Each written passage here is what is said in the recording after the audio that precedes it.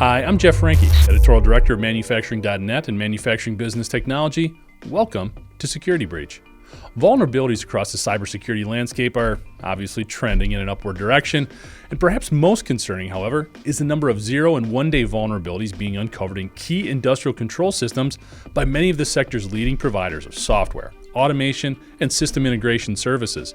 These vulnerabilities not only open the door for potential attacks, but lend credence to other cybersecurity challenges, such as patching, proper segmentation strategies, and trying to accommodate the potential downtime associated with identifying and rectifying these embedded problems.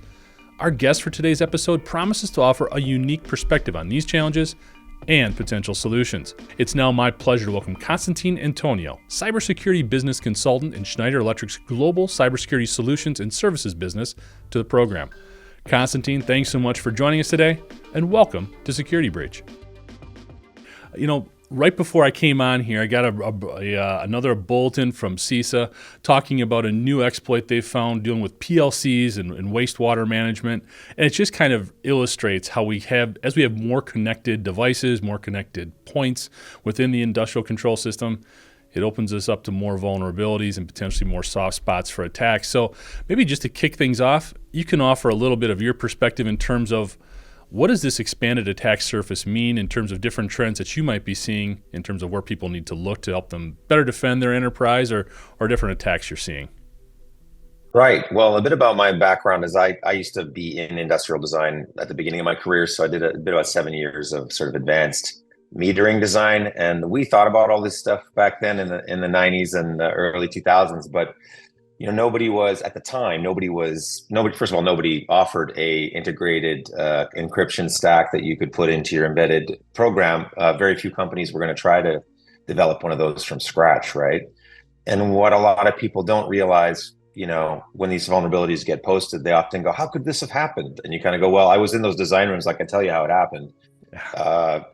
Requirements, people put together a project. And if a client is not asking for something, it doesn't get developed, right? Yeah. And, I guess one place I always end up going back to is when it comes to an OT environment, especially an industrial, process network of any kind. It's a great idea that it would have been developed, with one master design team that figured out how all the pieces would fit together. But we all know that it's often like ad hoc, a new design project. It's based on budgets, capital, and stuff like that. So a lot of choices that got made, even depending on how old your plant is, say 30 years ago, 25 years ago, can often be this tech debt that's sort of haunting the plant, right? And everybody knows about it when you talk to the lead OT person. So, I think when it comes to, say, PLCs, a lot of design choices got made that were in the land of like, well, of course it's going to be air gapped, and this is going to be true, and that's going to be true. And then some bright spark young guy throws a Zigbee device on the side of that thing and breaks the Purdue model. And everyone goes, okay, cool. But it didn't get the review or seemed like a good idea at the time. And, unfortunately, it starts as simple math, and then it turns into exponential math, right? As the number of devices go up and the number of potential vulnerabilities, firmware revisions between different parts. Sometimes you have a PLC system that has an expansion card that has its own firmware. And so I don't know if I'm answering your question as clearly, but the issue is that, the threat level or the risk level is sort of exponential at this point, and there are ways to, make sure you're paying attention to it, but it's unfortunately requires quite a bit of investment to sort of clear out that tech debt, right? Yeah. So how are we doing things? You've got a unique perspective there at Schneider Electric with the number of different industrial enterprises that you're working with, starting on a component level and sort of growing up from there. Is the industrial sector getting better in terms of understanding some of these deficiencies, understanding how this combination of legacy systems with new IoT-focused technologies is coming together? How are we doing there, or are we just constantly chasing the bad guys right now? Yeah, I feel like it was one of the things I learned when I first studied more about cyber back in the early, late 90s, kind of like, the problem is we always have a moving target, right? As we get better at defense, they get better at attack. And I've just as I've seen it develop, it depends on the organization and to some extent to the industry, right? When you say you're talking to something like life sciences companies or semiconductor companies, which I focus a lot on the life sciences side, but I used to do work with semis back in the day, and they're focused on like anything that gets in the way of uptime, right? Is how they feel about it. And I've found the shift in the last few years, especially, is they know the problem. They know they've got to deal with it. They might not understand the risk level, and they might not have quite allocated the budgets that they need, the capital projects to solve it. So I think one of the things one of the shifts I'm starting to see is a more of an understanding that yes, you can have a CTO, you can have a CIO. You probably need something that's not necessarily a COTO, but somebody who is responsible from a high level for communicating that level of risk to the board or to the CEO, to the C-suite, right? And so I would still call it the maturity levels are very mixed, and it depends even within an industry. We'll talk to some clients who are they're very humble about, we really, I often say this, the person responsible for OT security, often it's the seventh hat that got thrown at that person, late in the game. And they're like, I know I should be doing something about cyber. And there's a lot of anxiety and hand wringing about it. And that's sort of how we engage, right? We sort of go, okay, well, let's look at what you have, first of all. One of the biggest things I think probably everybody in this world talks about is trying to figure out the maturity model for that client. Like, where are you in the spectrum and how can we help? We've worked with clients that are so switched on that it's impressive. Like, some of their team are at the level of some of our team, and we go, all right. And you'd think that would mean that we wouldn't have an engagement there, but no, they still often need our help to go, well, we just don't have the staff, and we're not going to hire 20 full-time engineers. We need to clear out some of this tech debt with your help by building a program of some kind, like some kind of cybersecurity program with us. And then the idea being that their team learns and grows and learns and grows. And eventually maybe we get to the point. Like we said, you never get to the point where you're probably like, we've got it all solved. There will never be another cybersecurity issue. Yeah. A lovely idea. But you can get to the point where you're just down to a sort of a dull roar. When we say the ultimate version is getting to that point where we talk about the IT OT integration that you're probably, everyone talks about. It's a real thing. I have seen clients that have done it well. They have a great security operations center that sits in the IT and the enterprise layer. And when they get alerts, they don't punish the OT team with, you guys are screwing up. They have a relationship with the OT leads. They have a conversation. They have playbooks. I call it the hallowed ground, because very few companies get to this point, right? And we all know, you probably had whole podcasts on the OT IT divide, I'm sure, but whenever I give a talk, I can always tell who's responsible for either side on the leadership side, because the heads are, they're just, there's usually 10 people in the audience in different spots. They're just nodding their heads vigorously when I talk about it. So. Absolutely. There's a lot of great stuff to unpack there, kind of starting with a couple of things that you mentioned. A lot of that, and we've heard this before, when it comes to sort of championing cybersecurity and establishing it as a priority in the enterprise, it starts from the top. It really has. You really need to get buy-in at the top level. So what I would ask there, and I know there's no specific answer to this, but for those enterprises who have gotten that sooner, what does it take, other than getting hit by a ransomware attack or some other big attack that gets a bunch of headlines, to sort of drive that enthusiasm or passion for cybersecurity within an enterprise? Is it just a CEO who gets it, or is there more that can be done sort of from the ground level up to try to gain that support?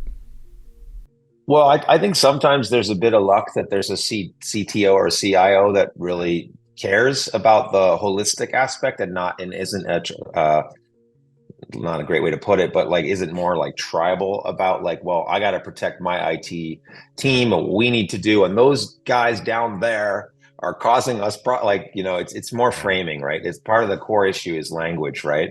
And sometimes you get lucky where, for whatever reason, this OT person and this IT person, they have great chemistry as people.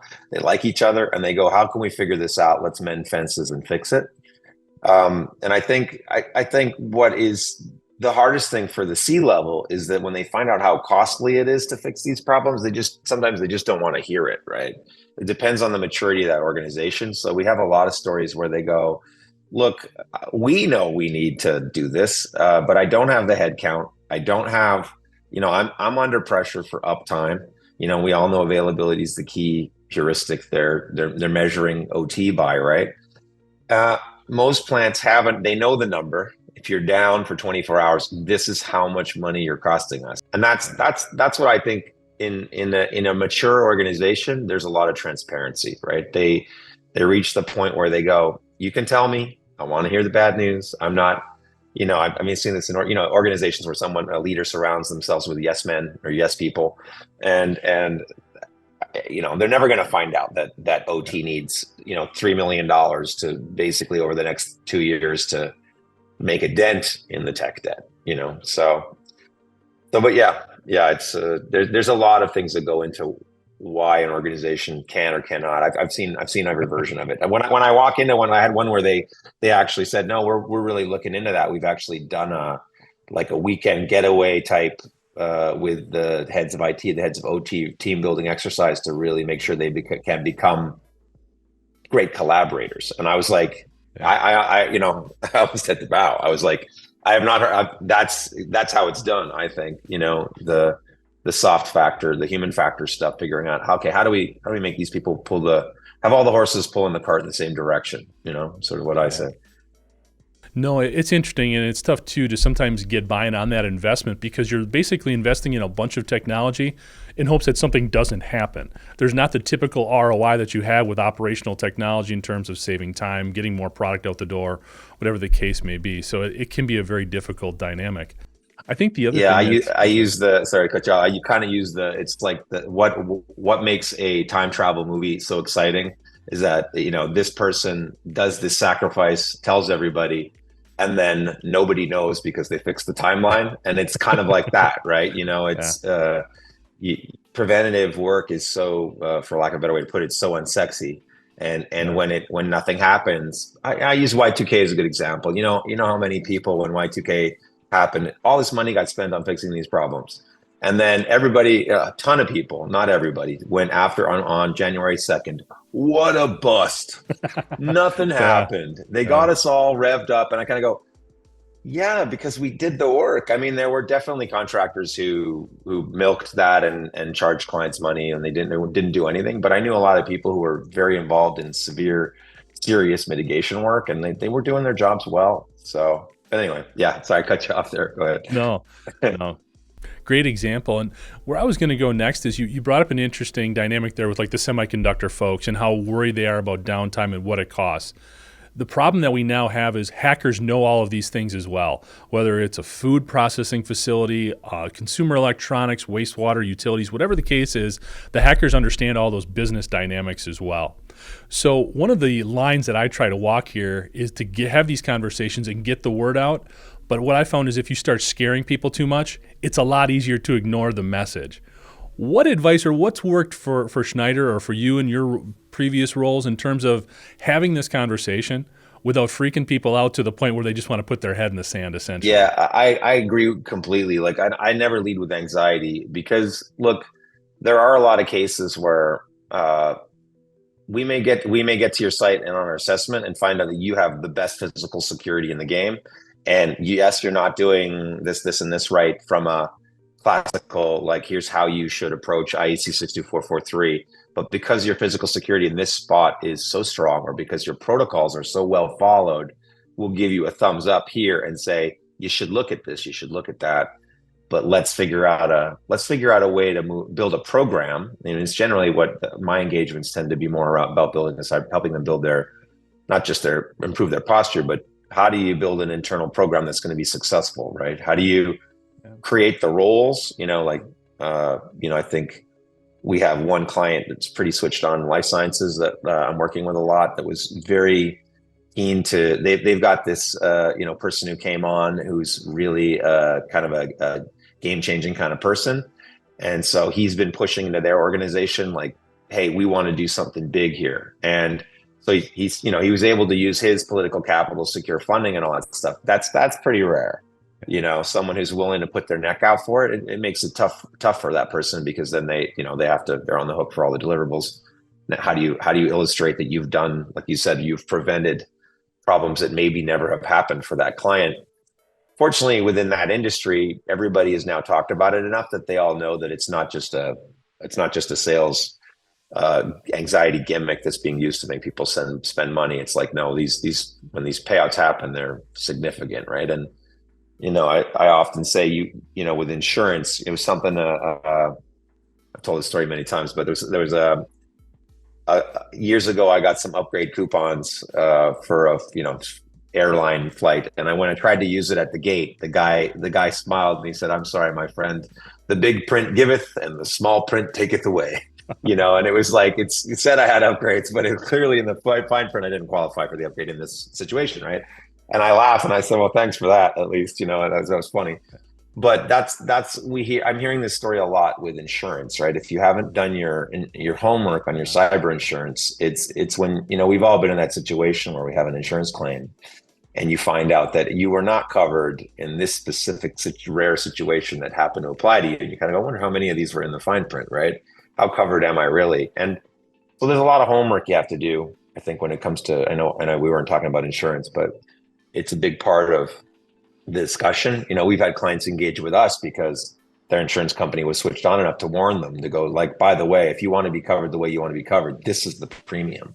And it was so much more money that they were like, now we understand that it's worth it to spend the money so that we can even prove to our insurance company that, okay, we've got this covered, but cover us for this, and this, So I'm sure you've heard that a lot too. So.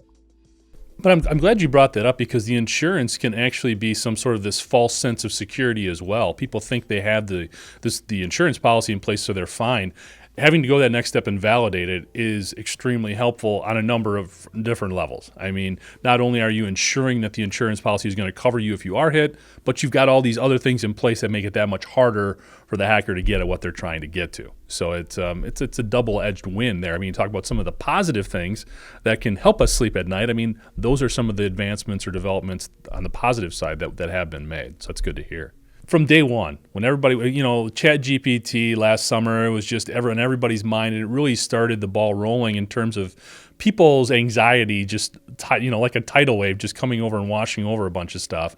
And I always felt like, well, if the bad guys can use it, so can the good guys.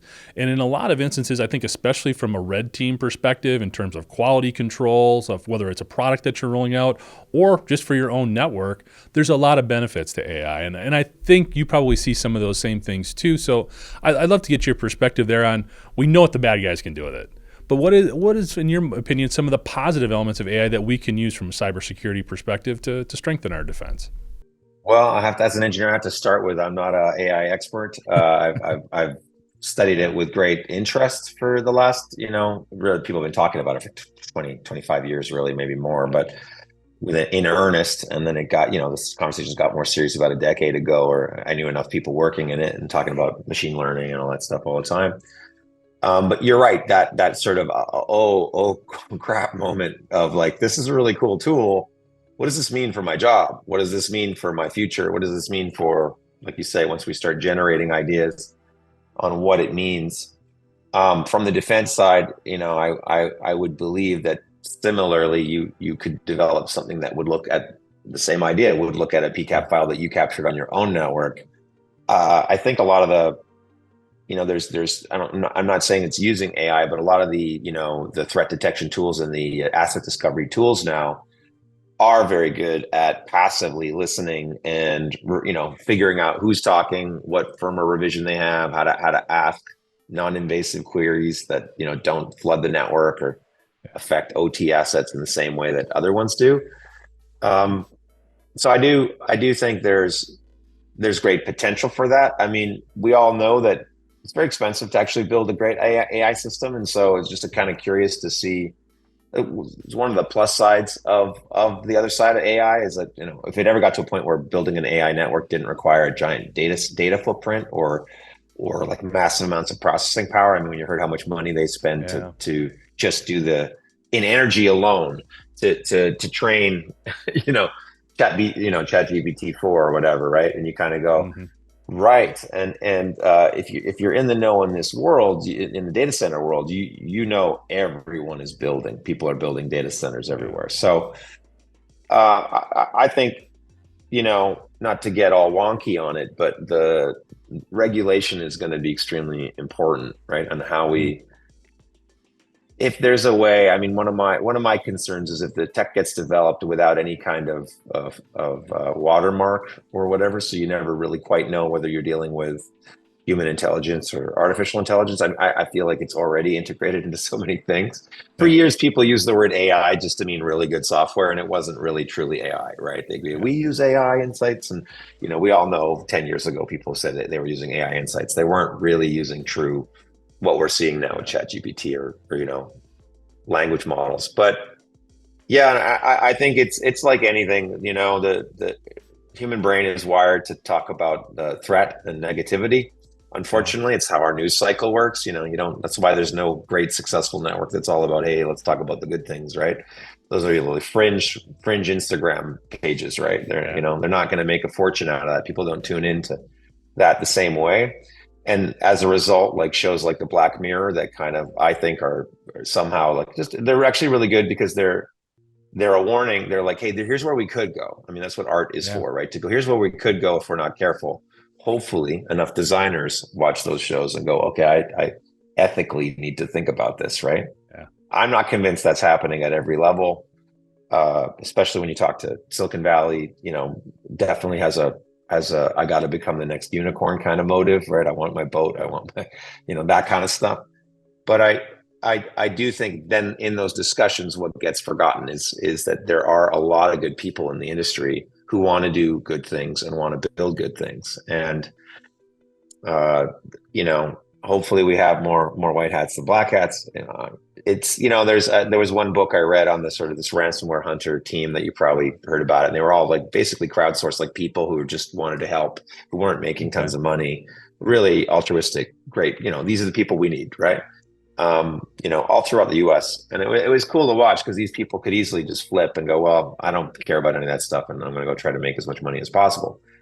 You do have to have a certain kind of mindset to be that person. And fortunately, there's a lot less of those people actually than we're led to believe. I found generally in my travels, you get talking to anybody, they're like, oh, I would never do that. Like, because never mind criminal penalties. Just who do you think you are as a person, right? Are you helping or are you hurting?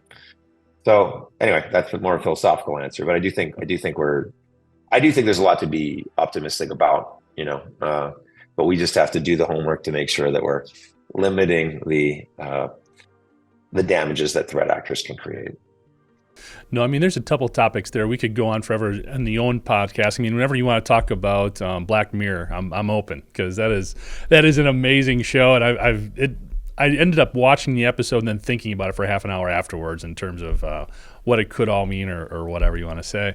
It's interesting too with AI in the industrial sector. We've had machine learning in place for quite a while. Now that's not AI, but it should at least lay a foundation for us for understanding how to implement a lot of that technology in a very helpful manner. And I think that's what people sometimes forget as well, and sort of their panic on either to use or defend against it. We've got a working foundation that we can rely on there. It is interesting. One of the things you mentioned earlier too, I'd like to get your thoughts on is when you talked about once companies start looking at the investment they need to make in terms of really shoring up their cyber defenses, they'll see a manpower issue. Now, we have a skills gap throughout manufacturing at every level, but one of the ones that doesn't get talked about enough, in my opinion, is OT and cybersecurity specifically. What have you seen in organizations that have been able to at least try to address this concern? I don't know if anybody's got it down 100%, but have you seen certain tactics or practices, whether it's finding people from the outside, training from within, that have helped some of these organizations address that better, I guess, than others have? Yeah, I think what's really stressful for organizations is that if you hire, say, somebody fresh out of school, right, they need mentorship. And if you don't even have the mentor, in our team, we're fortunate. We have a number of what we call unicorns. These people who have 25 to 40 years of industrial automation experience that also happen to be they understand IT, they understand OT, and they care. Like they really We have a number of them, and they love the work. Like they love to help. They love to, we work with clients with global footprints and stuff like that. So part of it is if you don't have any kind of brain trust in your organization in this world, it's really hard to gain any traction because, well, what do? You try to find, do you even know how to look for one of these unicorns? And do you use a recruiting firm or do you, and I think that's actually how a lot of our engagements happen. People realize, oh, we actually tried to look and now we realize how this skills gap is a real thing and we can't find people. And it is very tricky. And that skills gap, I think, is like anything you may see. I've seen a lot of people, you're right, not in OT. People talk about just cybersecurity, period, that there's half the number of bodies for the number of open recs, right? Open jobs. And you kind of go, that bears out. Now, when you find a young engineer these days, what benefits for us is that we can get them into our stable, so to speak, by saying you're also going to get a lot of mentorship here. You're not going to be thrown to the wolves on your own. We're going to make sure that you learn how to do OT cybersecurity at a program level, and that attracts a lot of talent. So, and beyond that, we just have a lot of networks. People know people, and and inevitably you're going to lose some team members. You're going to have team members that go to a shiny new startup that offers them a bunch of money and I get it. Like you got to go do that. If that's what you need to do. We found at Schneider, inevitably people come back. I'm one of those people too. I've done startups myself, and I've come back to Schneider because it's a very good company to work for. And if you've got a good boss, it's even better, right? But it's good to be part of something bigger. There's a lot more resources you can use. When I did my startup, they always say you're chief cook and bottle washer, right? So when you're a young engineer looking for a career, we've got a great team. I really like the people I work with a lot too. So and then where we can't help, where it's like, okay, I see what you're asking for, and like certain areas we'll go, well, we don't really have. We could probably staff somebody up to do that very specific type of that standard you're interested in. But we've got a couple of people who know that standard, but we wouldn't position ourselves as experts in that standard.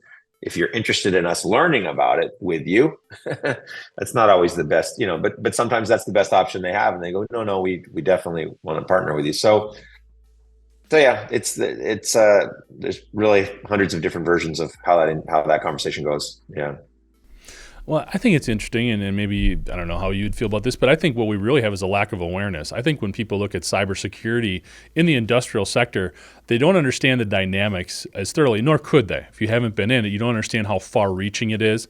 Again, the bad guys do. They understand what it means to turn off some of those PLCs and the impact it can have. But I think that's part of the message and part of having this type of conversation where we talk more about all these issues and how far-reaching it is and the impact that young people can have when it comes to taking a career in the industrial sector and especially in cybersecurity. I mean, you're literally protecting almost everything we use on a day-to-day basis, from the water we drink to the food we eat to the clothes we put on and the cars we drive. So it's really interesting how IoT has expanded all of this and really, I think, opened up a lot of opportunities, hopefully, for the industrial sector to attract some of the best and brightest down the road.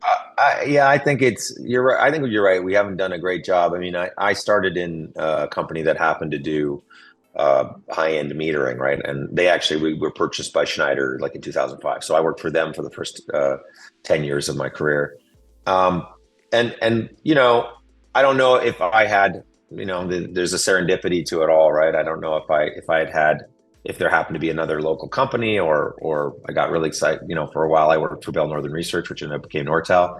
And there was a way, if somebody had courted me a little harder over there, maybe that's the direction. I don't know, we're in telecom now, right? So there is a roll the dice aspect to it, like who just, the random luck of life.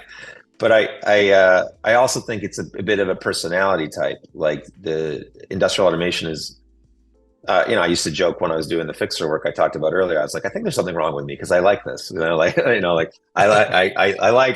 like this going out to help thing, and it's really stressful and it's really hard, and there's a lot of people who are upset, and usually the team, the client, whatever it is, in different companies I worked for over the years.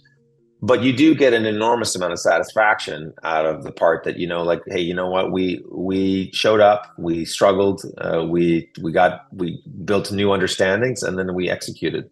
And now that's a reference client, or now, now we are building the next phase of the project, because that's all any client ever wants is we you know, we want to be able to feel that our investments and our efforts are being respected, and that you're actually moving the ball forward, and you're not just trying to extract money out of our organization, right?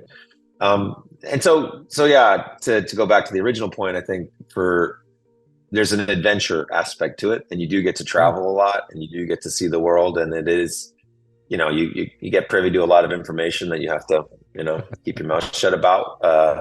If you get to the level where you get, you know, security clearances and stuff like that, which we have a number of folks on our team that are, then that's a whole different level, and it's pretty cool stuff, you know. Absolutely. You know, forget about the movies, man. You're actually doing it, right? So, no, it's interesting you bring that up about some of the information. I know I was coming back from a trade show, and I was sitting next to a guy who knew actually how they made the Fritos, you know, cheese Fritos. He said that was the most incredible thing coming off the production line. So he knew the secret to cheesy Fritos. So you never know. Yeah, but he couldn't tell you because he'd have to kill you, right? Exactly. Right. I think it's a very seriously protected trade secret, right? You know, but no, it's true. And I in my travels, I've pretty much been inside. I'm a serious infrastructure geek. Like, just how anything ever gets made, I'm always kind of astounded, you know. And even when your iPhone arrives in that box, and you're like, oh, these people made this decision about this box, and this, you know, like how many people were involved in this, and this was manufactured with elements from all over the, you know, different parts of the planet that came to a factory and then ended up in this thing to make a device that does something. So like when you're traveling, and I've been inside, I was in New York City for a long time, and I was working primarily in infrastructure. So I was inside the rail system, the power system, the water system, and you know, if you're a geek, then that kind of stuff's pretty fascinating, right? You know, it's not like I'm talking about it at cocktail parties. People's eyes go glossy pretty quickly when you start talking about infrastructure, right? Which is also part of the problem, right? This is why infrastructure doesn't get funded as well, because it doesn't win elections, right? To go, well, we're going to do the bloody-minded work of actually rebuilding something cool that was built half a century or a century ago. We're going to spend the money to make it modern. Other countries are a little better than that, better at that, I think, than the U.S. You know, you look at certain parts of Europe and stuff, right? And you kind of go, okay, they get it.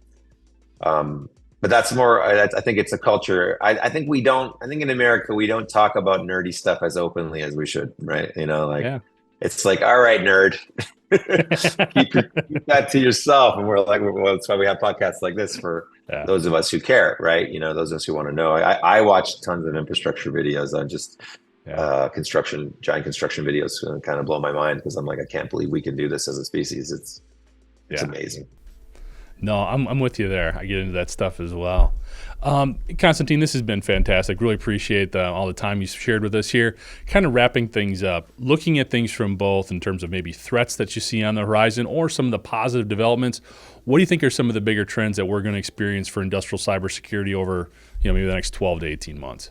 Well, I think the big, you know, not to get back to anxiety, but the thing that's one of the more terrifying parts for me has been the development of ransomware as a service, and how it's gained such traction.